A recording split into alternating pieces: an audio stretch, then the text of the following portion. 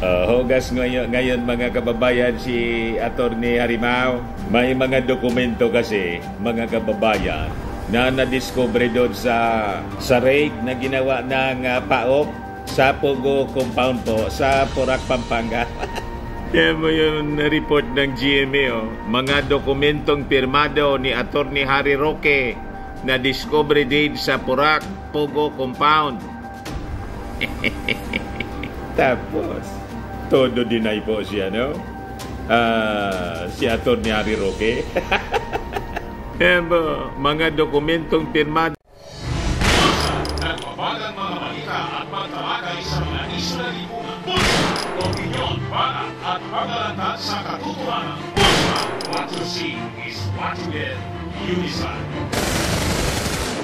Ni Attorney Harry Roque na discovery din sa Porac, Pogo compound. Diyan po nakuha sa raid na ginawa ng ating mga authorities. Yan po. Mga kababayan, diyan yan Mr. Maravillas, baka hindi yan authentic kasi wala mang butas. Pabutasan natin kay Senator Butas, Bato. Para maging authentic po. Diyan na yan, Mr. Maravillas, ano mangyayari. Ini-evaluate mga kababayan kung ano nga ba ang koneksyon sa mga illegal operations ng Pogo nitong si Attorney Harry Roque. Pero anya Mr. Maravillas, di ba yung China, yung embassy ng China, nagsabi na nananawagan sila sa ating gobyerno na yung Pogo ipagbawal na. Ito po. Bad for relations, China presses Philippines to ban Pogos. Nagpunsyo pilato din yung China kasi nabuking na. May mga spies po. Malamang yun ang intensyon nila para hindi isipin ng ating mga mamamayang Filipino. Ginamit nila yung Pogo para mag-espiya dito sa... diba? Double talk po ang China. Yan ang pag-uugali nila. Huwag kami... ano niya Mr. Maravillas? Ano yung mangyayari niyan? Hayaan natin yung mga authorities ang mag-evaluate po. Then, siyempre, after thorough evaluation po, magpapaabot sila ng recommendation yan sa ating Pangulong Bongbong Marcos. So, meantime, balikan muna natin itong na-discovering mga dokumento. Di pa, parinig ko sa inyo yung report kung ano to na mga sinasabing dokumento. Isang dokumentong pirmado ng isang dating opisyal ng gobyerno ang natagpuan sa hinahulog group na Pogo compound sa Porac, Pampanga. Meron ding pagkilala ng isang PNP unit dahil sa donasyon. Live na nakatutok si June Veneracion. June. Emil, ilang dokumento at certificate gaya na lang umano ng appointment papers ng isang dating tauhan ni dating presidential spokesperson Harry Roque ang nakita sa loob ng raid na po. Before ko mga kababayan ibigay sa inyo yung mga balitang yan, yung detalye na mga balitang yan, click subscribe muna dito sa ating YouTube channel and hit the notification bell po para lagi po kayong updated sa mga kaganapan dito sa ating bansa. Like and share na rin po ninyo ng ating video at huwag na rin po ninyo na skip yung ating mga commercial ads para tuloy-tuloy lang ang pag-unlad ng Bagong Pilipinas. Sa mga naganap po ng malinis and spacious fitness gym, pumunta lang po kayo sa aming Colossal Fitness Gym. We also offer Grab car rental with our brand new 2023 model ng Toyota Innova. We also accept booking for those who are planning to travel via PAL, Cebu Pacific, and other airline companies, local and international, and bills payment for Meralco Bills, PLDT, Aleco Bills, etc. Ang Colossal Fitness Gym is located at 3rd floor Security Bank Building, Landco Business Park, Legazpi City, Albay. For inquiries, look for Jilon Maravillas, contact number 0966-802-0949. Yan po yung aming Innova. Lagi na pong matao sa amin. Yan yung bago naming mga clients. Tingnan ninyo po. Very colorful. Napakaganda po ng aming gym. At napakalinis. Pati mga foreigners po, pumupunta sa amin. Mga British tourists po sila. Na-set up na rin po yung aming mga bagong gym equipments. May treadmill na rin po kami. Ito naman po yung bago naming product na binibenta online. iGlow Serum Whitening po siya. Tingnan ninyo yung epekto sa aking anak na architect before and now. Yung mga inquiries po ninyo, dumiretso na lang kayo sa kanyang Facebook account, Riz Maravillas. Ito naman po, Firmax Firming and Lifting Cream, pinapahid po sa mga pulses and affected area. Mainam po sa mga pains at paninigas na mga kaso-kasuan. Ito naman po, Automax sa Radiant Serum. Sa mukha naman yung application. Anti-aging po siya. You will look 10 years younger than your age. Sa mga cancer patients naman po, baka lang gusto ninyo itong itry. Ning siya red mixed fruit drink. Hindi man po siya gamot, food supplement siya. Kaya lang, gawa siya sa goji berry. Yung goji berry may anti-cancer properties. O ngayon, yung mga inquiries ninyo, dumiretso na lang kayo sa aming messages sa Facebook para masagot namin agad. Ayos pa? Ayos na Mr. Maravillas. Hub na ito dito sa Porac, Pampanga. Sabi ng mga otoridad, email, nakapagtatakayan. Sagot naman ni Roque, huwag daw itong haluan ng malisya. Huwag daw haluan ng malisya. Pinasok ang mga natitirang gusali na hindi pa nasusuri. Sa Pogo Hub compound na ito, napugat daw ng mga illegal na aktibidad. Sa Security Office, nakita ang Certificate of Recognition ng PNP Regional Highway Patrol Unit 3 para sa umano'y generous donations ng kumpanyang nagpapaupa sa mga establishmento. Generous donations sa ni-raid na compound. Sinusubukan pa naming makuha ang reaksyon ng hepe ng Regional Highway Patrol Unit 3. Pero sabi ng Presidential Anti-Organized Crime Commission o PAOK, siyempre kung alam mong illegal ito, bakit kailangan magbigay ka ng appreciation? Diba? So, check natin yun. Kung gaano ka generous o gaano kalaki o paano ang tulong na ginawa din, malalaman natin yan. May generous donation. Ang mga dokumentong nakita sa isa sa mga dormitoryo. Appointment papers ito ng isa umanong executive assistant sa Malacanang sa opisina ni dating presidential spokesperson Harry Roque. Ayun. Nagpetsa itong January 4, 2021. Meron ding affidavit of support na permado umano ni Roque nung wala na siya sa gobyerno. Nakasaad dito, nasasagutin niya ang gastos ng dati niyang executive assistant sa biyahe nila sa Europe o nakarang taon. Yun nga yung nakakapagtaka. Bakit nandito yung mga documents na yun? Sabi ni Roque, abogado siya na nagpapaupang kumpanya sa isang court case pero wala raw siyang kinalaman sa Pogo operation. Huwag daw haluan ng kulay ang nakuhang appointment papers ng kanyang tauhan nung siya ba ay nasa Malacanang. Alam na po. Empleyado yan, no? Apo. Pero matagal na pong hindi siya nagtatrabaho sa ako. Tingin ko po kasi nag-aaral siya somewhere dyan sa Clark, no? Baka nakitira po siguro dyan.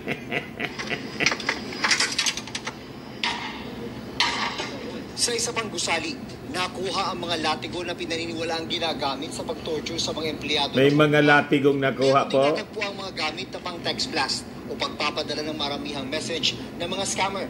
Kinolekta rin ang mga papeles para may pang-troll, text blast. Sa nilang mga koneksyon.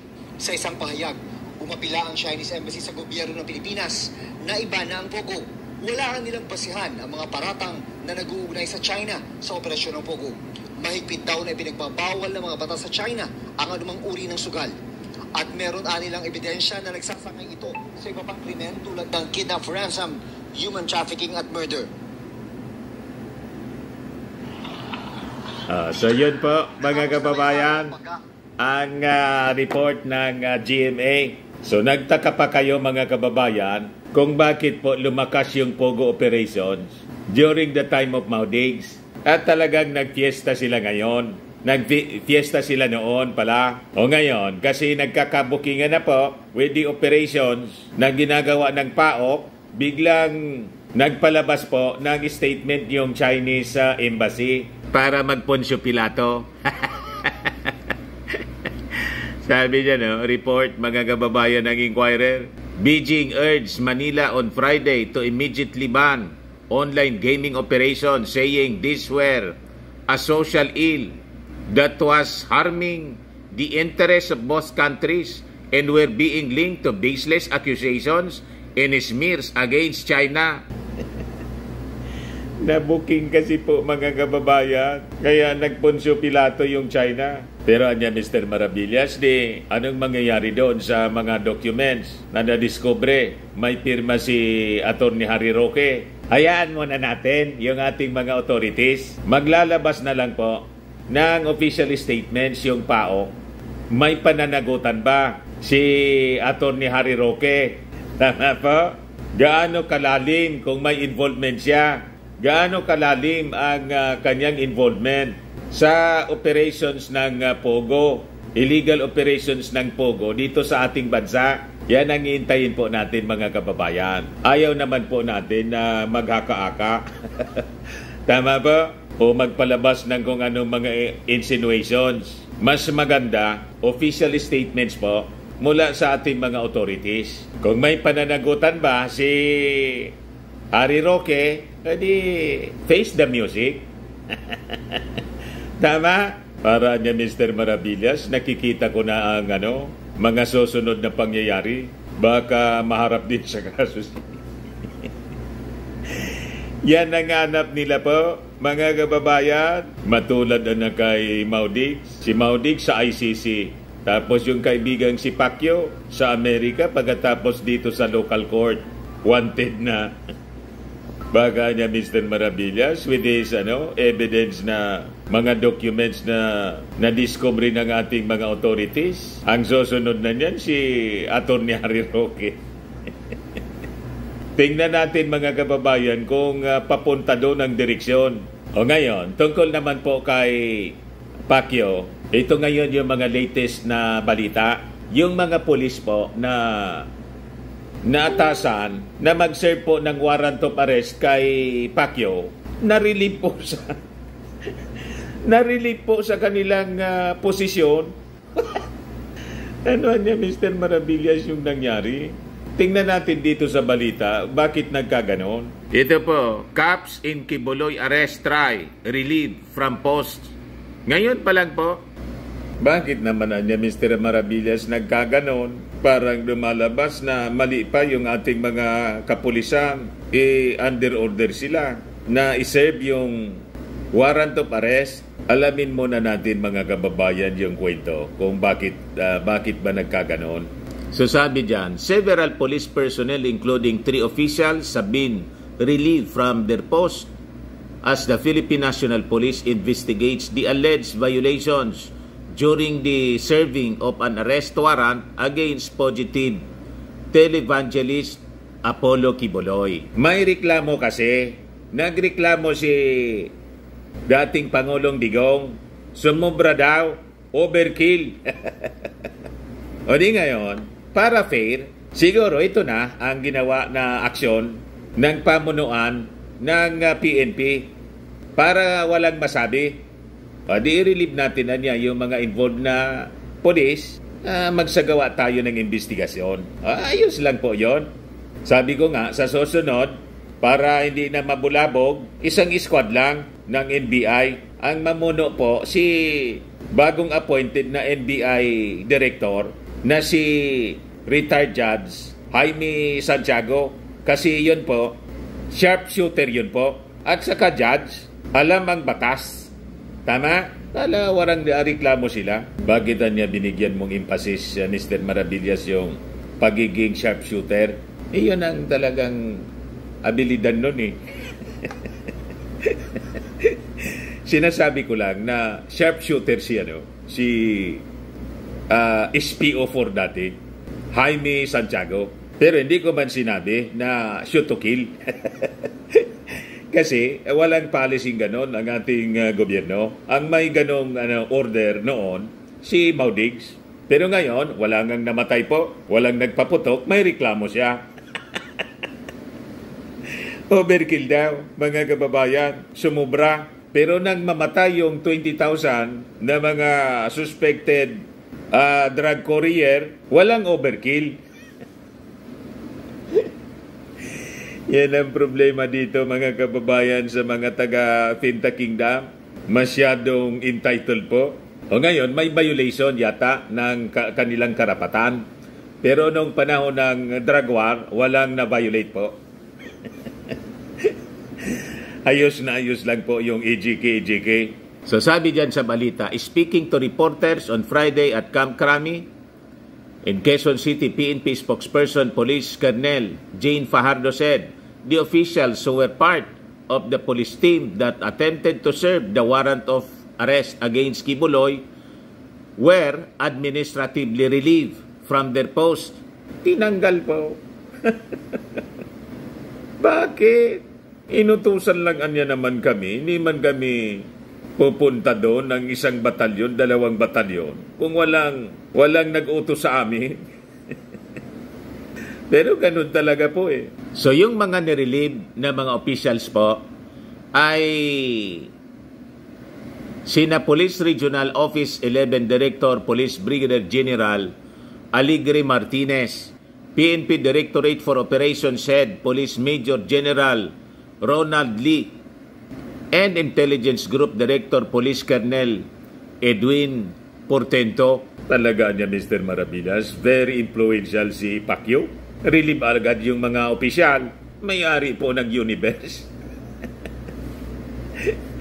Ngayon hindi ma-relieve po. Dagdag pa mga kababayan ni Fajardo na 9 members ng Criminal Investigation and Detection Group, 2 from the Special Action Force and 1 from the Traffic Enforcement Unit were also relieved. So inalis muna sila mga kababayan to give way for the investigation that we will conduct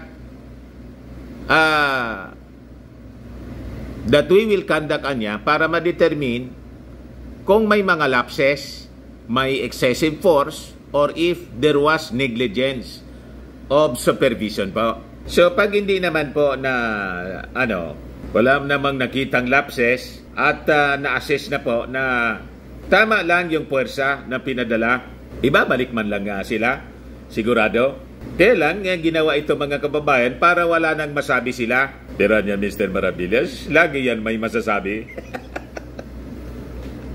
Pinagbigyan para sabi nila kinonsinte. Tama? So sabi ni Fardo, the probe would allow the PNP to assess what really happened during the June 10 attempt by the police to arrest Kibuloy on charges of human trafficking and sexual abuse. Nagreklamo kasi si Maudigs, kinundi na niya na yung operations daw against Kibuloy ay overkill. Gumamit ng excessive force para pumasok sa properties ng Kingdom of Jesus Christ sa leader. Pero sabi naman po ng PNP na yung warrant of arrest niya in operation against Kibuloy, legal niya naman yon. The PNP stands by its position that what we have implemented is an arrest warrant validly issued by our courts. Ngayon, yung PNP, nag-file na rin po ng charges against 6 of Kibuloy's supporters after their alleged attempt to attack authorities. So yun, mga kababayan, niya Mr. Maravillas, masasabi mo dyan, pinagbibigyan lang po yung reklamo ni Maudigs para hindi isipin mga kababayan ng dating Pangulo na hindi umaaksyon sa kanyang reklamo. Tama ba? Pero next time mga kababayan, malamang machichimpuan din ng ating mga authorities itong si Pacquiao para papanagutin mga kababayan doon sa mga kasong isinampa sa kanya. Tama pa? O ngayon, idagdag ko na lang po itong balita, yung sikat na singer pong si Angela Bofill, na mayapa na pala po. Yan yung balita ngayon. This time, I'll be sweeter singer Angela Bofill dies at 70. Paborito ko kasi siya mga kababayan, napakaganda yung mga awitin niya. At yung This Time, I'll be sweeter, isa siya sa mga gustong-gusto kong awitin niya. So yan yung kinonfirm ng kanyang manager na si Rich Engel. Sabi dyan, on behalf of my dear friend Angie, I am saddened to announce her passing on the morning of June 13. The first post read adding that the singer's funeral will be held at St. Dominic's Church in California on June 28 at 1 p.m. So, with a career spanning over 4 decades, Bofill released some hits including I Try, Angel of the Night, You Should Know By Now, and Tonight I Give In, that most Filipinos have come to love. The American singer-songwriter was a frequent visitor to the Philippines, with her last appearance being 20 years ago when she was invited to perform in a concert at Merck's in Greenbelt. So yan po ang malungkot na balita. Kasi siyempre, paborito nating singer. Napakaganda niya na kumanta. Ayan man lang po mga kababayan. Ako po si Dante Maravillas. Bye-bye. God bless.